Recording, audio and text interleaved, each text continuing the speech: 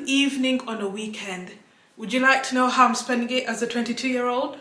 You probably think I should be getting prepared soon to go out with some girlfriends, get something to drink. No, I'm spending it alone in my house waiting for my takeout delivery. Side note, they're taking so long, like where's my food? Anyway. And this is literally what majority of my weekends look like. It's just chill in the house. My mom's just there in her room. And as you can tell from the title, this video is why I've learned to embrace being alone. This chair is spinny, so I'm probably gonna fidget a lot. Please don't let it distract you. Cool. And before I get into it, I should probably give you all my credentials. I am a certified loner. And before that term used to make me feel like a loser, uncomfortable, but honestly, I guess I might as well just embrace it. I have been through a lot when it comes to friendship.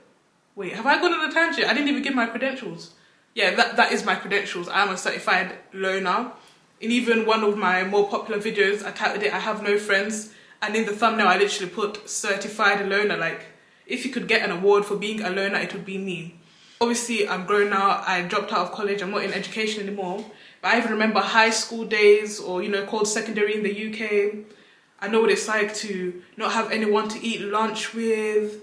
I know what it's like when teachers tell you to get into groups and you're there awkward because you don't have your people. I know what it's like to third wheel, like you're 3 people, but then there's the 2 that's closer. And for instance, they could walk together ahead on the sidewalk and you're there on the edge. I know what it's like to be in a supposed friendship group and be forgotten about. Like, I really know it all. I've been scarred, to say the least, from friendship. To the point that year 9 in the UK, which I believe is the US equivalent of grade 8, according to my mum, I would come home to her every day and cry. Literally, I'd have another complaint like, Mum, this is happening, or I don't have this friend, or whatever, whatever. And you know what's so funny? I don't remember any of it. My mind has completely blocked that out. That's how traumatic it is. People are disappointing, and this video is not to make it seem like I'm just this perfect person and all people have done me wrong and I'm whatever. Like, no. I have my shortcomings too, I have my sin too, let's not get it twisted. But truthfully, I know I have a lot of love to give. And I am actually a very, not to toot my own horn, a kind person. I am a sweet girl. I can love people very deeply, but I've been taken advantage of. As Drake said, you take my love for granted. I just don't understand. Oh, I'm too good to you. I live in an apartment complex. I better not make noise. End up getting a noise complaint. Anyway. Yeah, guys. And for instance, you know how they say the 5 love languages? My love language is physical touch. I'm a very affectionate person, but due to horrific experiences that I've had, I believe it's hardened my heart in that I'm almost not even open to friendship anymore. Like now when people do make the effort and they could be nice, kind people, my heart doesn't want to let them in. There's a barrier, there's a wall, because I'm thinking, listen, I'm not trying to go through this friendship thing over again. You know how some people can have one horrific relationship and it scars them so much they say, I'm never getting into another relationship, I'm never getting married again, I'm never whatever. I have that, but with friendship. I have literal friendship PTSD, if that's a thing. When I was in year 9, I had come back to the UK from Kenya.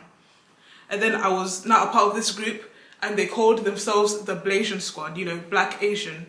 But really there was only one black girl in that group. So all these girls were from, I believe, well, most of them were all from the same country. And then there was the black girl.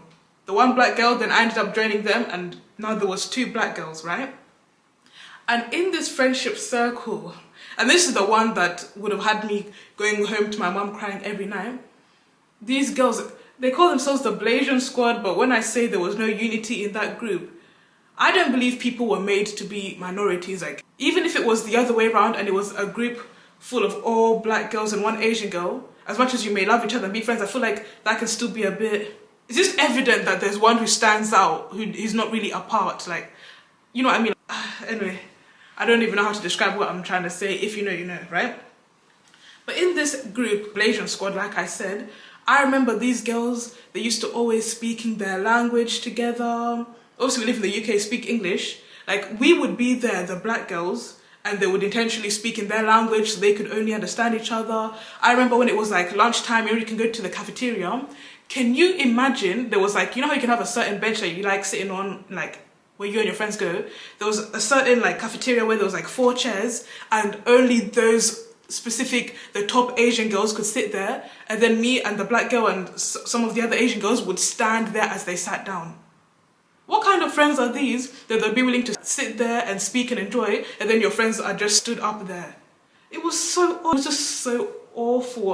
Honestly, I wish I had never ever become friends with those girls. I wish I never ever connected with them. I would have much preferred to have remained alone the entirety of year 9. And it was these same girls that even caused me to move schools. But can you imagine, when I moved schools, I ended up in a friendship group with another group of girls, and tell me why I later found out that this new friendship group I was in, they were friends with these other girls that I used to go to school with that I was escaping. It's like you try to run away from something and it follows you. In my beliefs, honestly, it almost feels like a curse. Like, how can I escape? It's like, you know what it feels like? Let's say you're in a relationship that went horrific, and then you move on to someone else, and you think, oh, I found my person, I found someone better. But as the relationship progresses, this same person starts showing similarities, traits that were almost the exact to the person you left. It's like you're with the same person in a different font. And these other girls from this new school were nicer, were better. But I just don't think it's a coincidence. And I'm thinking, like, what is that about? I could go deeper and speak on the spiritual realm and give my true beliefs on why I believe. I felt like I was going through the same thing over and over, but I feel like that's too deep for YouTube right now. I'm not even going to get into that. But then I'm really hungry. Can my food hurry up? Anyway. It was... wow. You know what's so crazy? You could be going through something and you're really hurt, and the other person's oblivious. Obviously, I would have myself to blame. I never actually spoke up or revealed my true feelings, but sometimes I feel like surely people should have sense, surely emotional intelligence. Even in year 9 by then, your mind should tell you it's a bit mad, it's a bit crazy for all of us to be sitting down on these chairs speaking our language whilst the other girls just stand and hover, as if the less than ones of the group. And me, in a cycle of toxicity, 2020, because everything got shut down, I think I was just bored. I almost tried reconnecting with these girls again. What was I thinking? Eventually, I did end up deleting my social medias. We're not in contact. But it's as if I would have ended up going back. And I know I keep comparing relationships, but it's because what I've been through in friendship, some people may be able to relate to it, but in relationship-wise, like, let's say you had a toxic ex that was so bad for you, now maybe a few years pass, and then you suddenly decide to spin the block, as they're saying these days. You decide to circle back, then you go through the hurt again, and then it's a wake-up call. Why did I ever go back to this person when I had my lucky escape the first time? And I'm the type of person that I've struggled with, what do you call it, being codependent. I never wanted to be alone. I don't like being alone. If anything, it's traumatic experiences that almost forced my hand to get to this place. And one thing that really hurts me, those girls aside, I haven't had that many friends, but the encounters that I have had is, why do people care when it's too late? And the thing is, I'm sure I'm using this term incorrectly, I'm a slow burner. I'm long-suffering, meaning it takes a long time for me to cut someone off. If I remove you from my life, if I end up distancing myself, just know it was an accumulation of things. Because I'm the type of person, when I love you, I love you. I feel like once I love someone, I always love them no matter what. Even if someone did me wrong, did me dirty, or we're not speaking now, and maybe if I was to see them on the streets, we'd walk past each other, still deep in my heart, there's a little seed that still cares. If at one point in time, I did love you, I'll forever love you. But I'll love you from a distance. You don't have to speak ever again. We don't have to be in each other's lives. Don't need any form of contact. and let's say, metaphorically speaking, there was some extremity that happened, life and death, and they needed me, I would be there. That's not to say I'm now reconnecting and being in their lives, but I'll always care. I always care. I'm the type of person, regardless of how things ended between us, if I was to see something bad happen to you, I'd feel bad. Let's say I wanted revenge and I got revenge, but the moment I got the revenge and I saw the consequences and I saw you were sad or whatever, I would immediately regret it, then I'd feel bad. And I'd be like, oh, okay, no. This is to the point that when I see certain discourses online, like when a certain individual is getting a lot of hate, a lot of backlash, and I'm not talking about extremities like people that have been exposed for the most horrific, gruesome acts, but let's say someone said something off color, slip of tongue, just didn't really think correctly in that moment. It just maybe didn't articulate themselves right. And obviously, rightfully so, people are holding them accountable. But when I see the hate is to an extreme level, like on one individual, like millions, hundreds of thousands of people bashing the person, even if I knew they were wrong and I agreed, like, yeah, they should, you know, have a consequence, I do end up feeling bad for them because I'll be thinking, okay, that's enough now, they've learnt their lesson. I'll be thinking that's one human being. Getting all that hate, you're literally going to lead people to commit. Even for strangers, I feel bad. Strangers that did something wrong, man. Maybe I care too much.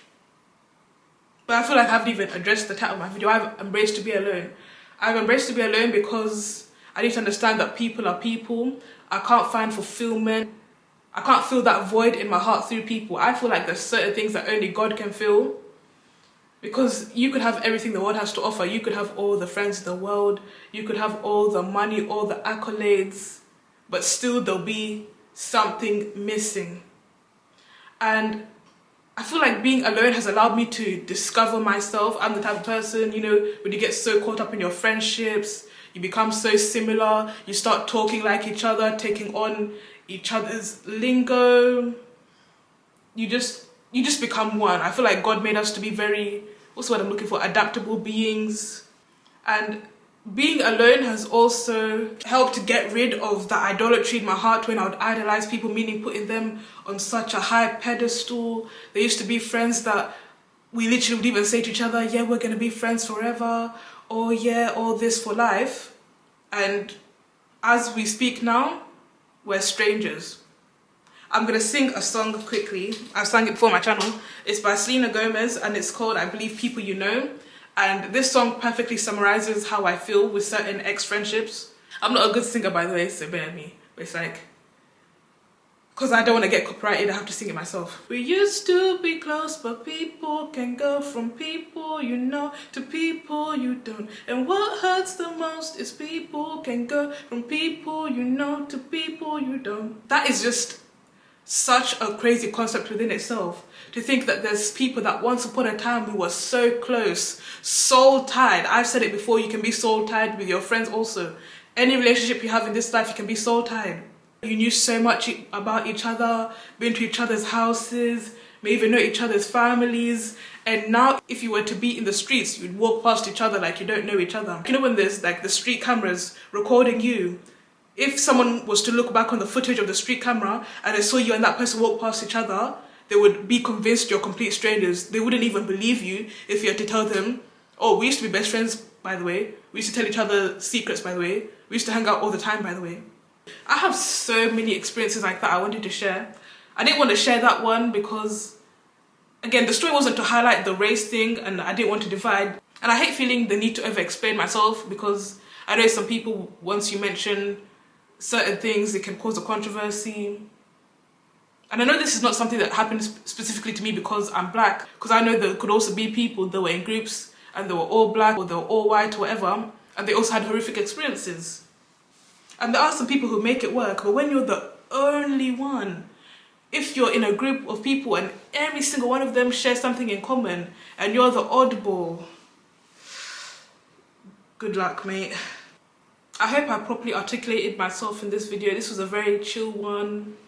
I've got this cute blanket.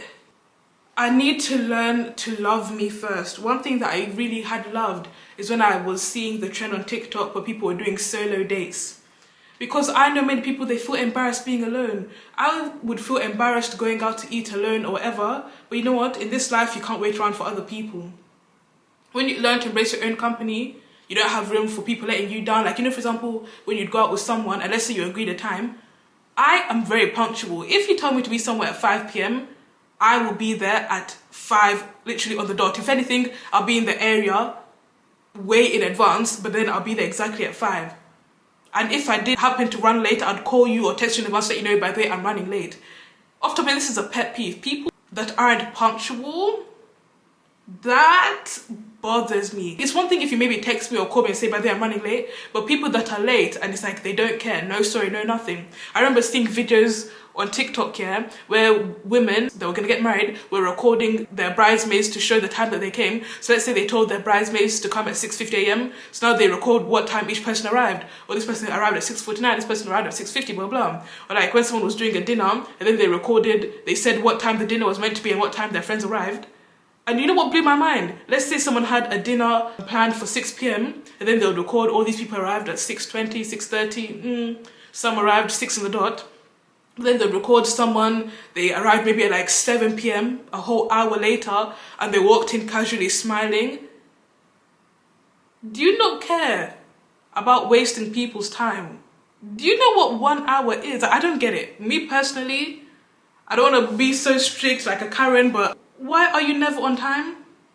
And then that's just one thing within itself. So now, should I go out by myself? I won't have to worry about, or what if they're late? I know I'm going to be on time. And I won't have to feel restricted in my activities. Let's say we were out and I still wanted to do something. I wanted to go bowling or something. And maybe they didn't want to. I don't even like bowling. That's a random example. And maybe they're like, oh no, I just want to go home. Or what if, and I used to have friends like this. You know how they say almond moms, like almond friends? Like your diet, the way you choose to eat, that's your business. But I used to have this weird friend who would make slick comments about me. I remember she used to talk about my body. She said, oh, you and your big thighs. Looking back now, I believe the reason why she made these comments was because of a boy. Like, I'm sorry, jealous women, like women that are shady to you and treat you anyhow over a boy, over a man, male obsessed, because maybe the boy they likes you.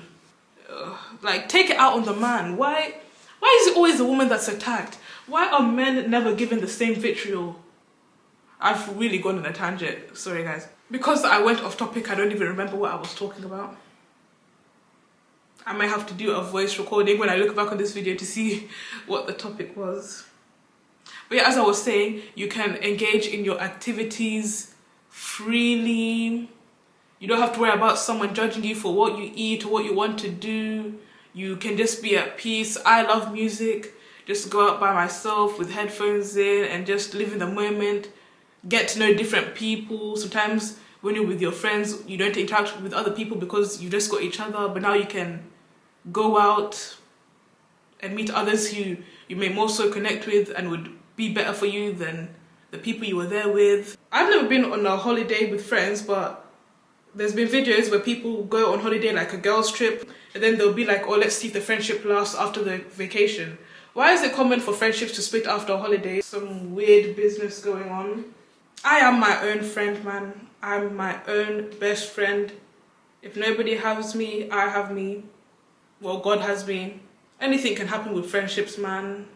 Their hearts change. I'm loving me, learning to love me without needing that outside validation of friendship.